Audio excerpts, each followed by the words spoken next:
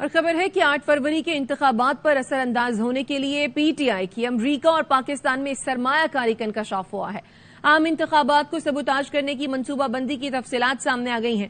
Report کے مطابق P T I کے اوورسیز ارکان اور مختلف کرداروں نے لاکھوں ڈالرز فراہم کیے۔ منصوبہ بندی کا مقصد پاکستان پر سفارتی اور انسانی حقوق کے اداروں کا دباؤ بڑھانا ہے۔ اصل ہدف حکومت پر عالمی دباؤ بڑھا کر بانی پی ٹی آئی کے لیے رعایت حاصل کرنا ہے۔ سرمایہ کاری سے بیرونی حمایت حاصل کر کے حقائق کو توڑ مروڑ کر پیش کیا جائے گا۔ رپورٹ کے مطابق بانی پی ٹی آئی اور ساتھیوں کو مقدمات سے نکلوانا بھی منصوبے میں شامل ہے۔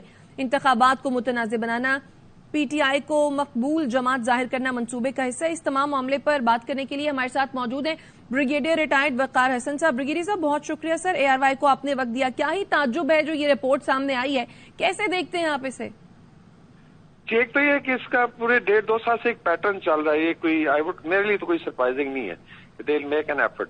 اس میں آپ نے دیکھا کہ 9 سے پہلے ایک 6 مہینے کی ہیٹ کیمپین چلی تھی اور پھر ایک بلڈ اپ کیا گیا جس پہ یوتھ کو موٹیویٹ کر کے اسالٹ کیا گیا۔ نقصان یوتھ کا ہوا، نقصان خواتین کا ہوا اور لیڈرشپ پیچھے ہٹ گئی اور بلکہ انہوں نے ڈینائی کر دیا کہ ہمارا اس میں کوئی لین دین ڈسپائٹ کے بڑا کلیئرلی اسٹیٹ پہ۔ پھر اس میں آپ دیکھیں گے 9 میں کو کال جو باہر سے آئی تھی، I think you find a similar pattern. اس میں باہر ان کے یوٹیوبرز ہیں جو 8 گھنٹے بیٹھ کے وہ I don't know what do they do for their living. 8 گھنٹے اگر آپ یوٹیوب پہ بیٹھے ہوں تو آپ کماتے کیسے ہیں وہاں تو بڑا مشکل ہے، برگر بھی نہیں دیتا کوئی اس طریقے سے۔ تو یو ول فائنڈ 8-10 ان کے پکے یوٹیوبر سارا دن لگے رہتے ہیں۔ تو اس کا مطلب ہے کہ یہ سملر کیمپین تھی جو 9 میں سے پہلے کی۔ I think fortunately for Pakistan ان کا سو کال ریولیوشن کامیاب نہیں ہوا اور اس میں ان کو ناکامی ہوئی۔ اس کے بعد they head to face the music جو بھی چارجز ہیں۔ ابھی اس کے بعد ایک کنٹینیوٹی ہے بیکاز الیکشن میں ایک انسٹیبل ماحول ہوتا ہے، بیکاز ریلیز ہیں، پولیٹیکل پارٹی نکلی ہوئی ہیں، اٹس ویری ایزی کہ آپ انسائٹ کریں۔ سو اس کے لیے ایک ایفرٹ ہے اور مینلی اس میں ایک تو ڈیفینیٹلی ڈائسپورا میں کچھ فنڈنگ ہے، پھر زائنس لابی جو ہے گولڈ اسمتھ کی اسپیشلی لائک خان صاحب کے اپنے بردر ان لاز جو ہیں جیک گولڈ اسمتھ وغیرہ، وہ اس کو آئی ایم شیور فنڈ کر رہے ہوں گے، مطلب ایک اسپیکولیشن ہے۔